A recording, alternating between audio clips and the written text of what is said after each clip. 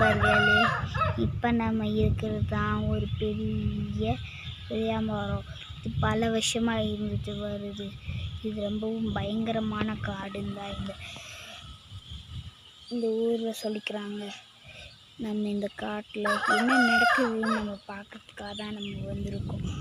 நண்பர்களே, இங்கே தென்னை மரத்தோப்பாக தான் இருந்துச்சு. அதனால தான் இங்கே நிறைய தென்னை மரமாக இருக்குது. இதுக்கெல்லாம் காரணம் இங்கே இருந்த சில மனுஷங்க தான். அவங்க இந்த தென்னந்தோப்பை நல்லாவே பார்த்துக்கிட்டாங்க. ஒரு நாள் அவங்க இன்னொரு எதிரிங்க வந்து காட்டை ஆக்கிரமிக்கணும்னு நினச்சி இந்த காட்டை அழிச்சாங்க, தீ வச்சு எரிச்சாங்க. அப்புறம் எப்படி இந்த தென்னை மரம் வளர்ந்துச்சுன்ட்டு பார்க்கலாம் நண்பர்களே, வாங்க போகலாம். இந்த காட்டில் எல்லாமே ரொம்ப சுத்தமாக இருக்குது பாருங்கள். எல்லா புல்லுங்களும் ஒரே அளவுக்கே இருக்குது. இது ரொம்ப ஆச்சரியப்பட வேண்டிய விஷயம்தான். அது மட்டும் இல்லாமல் இந்த தோப்பை யார் பார்த்துக்கிறாங்களோ இன்ன வரைக்கும் யாரும் தெரியல. அது மட்டும் இல்லாமல் இந்த ரோடை யார் போட்டாங்களோ இன்ன வரைக்கும் யாருக்குமே இந்த காட்டுக்குள்ள இருந்தவங்களுக்கு தெரியலை. இப்போ நம்ம இதைத்தான் கண்டுபிடிக்க வந்திருக்கோம் நண்பர்களே. சரி, இப்போ நம்ம வந்த விஷயத்தை தேட ஆரம்பிக்கலாம். இதெல்லாம் எப்படி உருவாச்சுன்னு நம்ம தெரிஞ்சுக்கலாம் நண்பர்களே. இப்போ நம்ம லைக் பண்ணுங்கள், ஷேர் பண்ணுங்கள், பிடிச்சிருந்தா கமெண்ட் பண்ணுங்கள். சரி, இப்போ நம்ம பார்க்க போகிறது தான் மிகப்பெரிய தொட்டி. இந்த இடத்துல சில பேர் வருவாங்க. ஆனால் இது பக்கத்தில் இன்ன வரைக்கும் யாருமே போனது கிடையாது. இப்போ நம்மளும் போகிறது கிடையாது. ஏன்னா இது ரொம்ப ஆபத்தான இடமாச்சு. அதனால் அந்த தொட்டிக்கிட்ட நம்ம போகவே கூடாது. என்னால் அந்த தொட்டியை உங்களுக்கு காட்ட முடியும். இதுதான் அந்த தொட்டி. இங்கே தான் நிறைய பேர் இருந்தாங்க. ஆனால் இப்போ ஒருத்தர் கூட இல்லை. அது மட்டும் இல்லாமல் இந்த காடு ரொம்ப அமைதியாக இருக்குது. ரொம்ப சுத்தமான காடு இதுதான். அது மட்டும் இல்லாமல் இங்கிட்ட சில வாழை மரம் இருக்குது. இதுக்குள்ளே யாரும் போக மாட்டாங்க. போனால் இதுக்குள்ளே வர்றவங்க யாரும் இருக்க மாட்டாங்க. அதே மாதிரி தான் இந்த காடும். ஆனால் வெளியேந்து பார்க்குறப்ப நிறையா வேப்ப மரமாக இருக்கும், சில வேறு மரங்களாக இருக்கும். ஆனால் உள்ளே வந்து பார்க்குறப்ப எல்லாருக்கும் இந்த தென்னை மரம் மட்டும்தான் தெரியும். அப்புறம் இது மட்டும் இல்லாமல் இந்த புல்லுங்க, இது தவிர அவங்களுக்கு எதுவும் தெரியாது.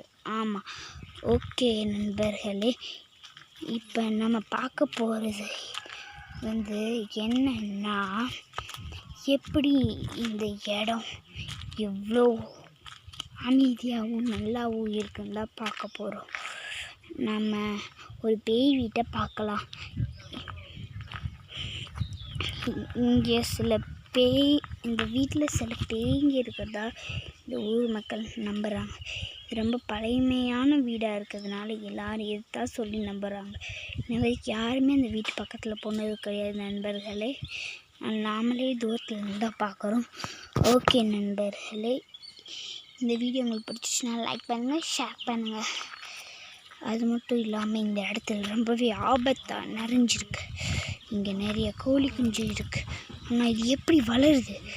இதுதான் நம்மளோட கேள்விக்கு பதில் கிடைக்குதா, இல்லை நம்ம திரும்பி போகிறோமா தான் தெரியலை.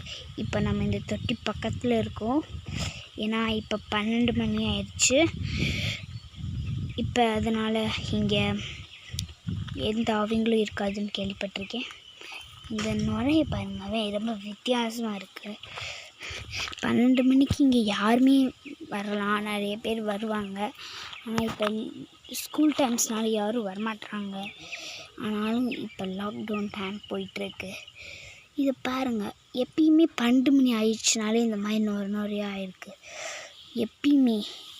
ஆனால் யாருமே இந்த மாதிரி இது என்னன்னு விசாரிச்சதே கிடையாது. இப்போ நம்ம இதை தொட்டு பார்க்கலான்னு நினைக்கிறேன்.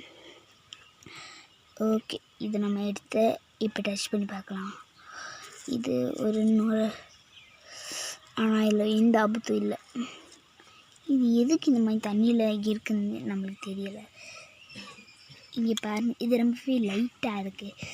இது எங்கே வேணாலும் போகக்கூடியது. ஆனால் எப்படி இது தண்ணியில் இந்த மாதிரி பாசையாக வருதுன்னு தான் நம்மளுக்கு புரியலை.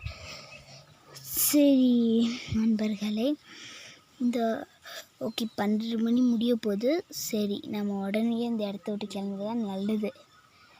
சரி இந்த சைடு பாருங்கள், இதுவும் ஒரு பகுதி தான் இந்த காட்டோட. நான் காட்டினேன் இல்லையா ஒரு புளியா மரம், அது இங்கே தான் இருக்குது. இந்த புளியா மரம் ரொம்பவும் பழமையானது. இந்த காடும் ரொம்பவே சுத்தமானதுன்னு எல்லோரும் சொல்லிக்கிறாங்க. ஆனாலும் இந்த காட்டில் சில பயங்கரம் நடக்குதுன்னு சில பேர் சொல்கிறாங்க. அங்கே பாருங்கள், இந்த அடர்த்தியான காட்டில் அங்கே ஒரு கோழி இருக்குது பாருங்கள், இங்கே ஒரு சேவல், அப்புறம் இந்த சைடு ஒரு கருப்பு கலர் கோழி இருக்க மாதிரி தான் எனக்கு தெரியுது. ஆமாம், அதே தான். இப்போ நம்ம அதுக்கிட்ட போகலாமா வேணாமா?